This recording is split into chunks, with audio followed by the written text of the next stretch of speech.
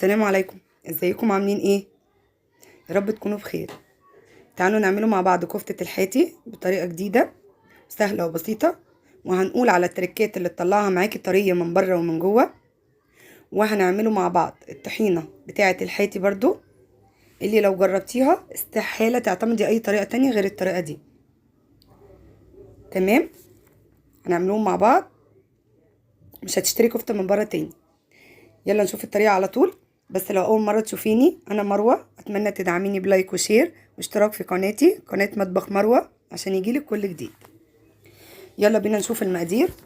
عندي هنا ربع طن لحمة مفرومة، وعليها من فوق بشرت حتة دهنة او ليا، حوالي كده ممكن 50 جرام. وعندي هنا كفتة خلطة كفتة الحاتي بتاعت ماجي، اللي انا عملتها معاكم قبل كده في صينية البطاطس بالكفتة.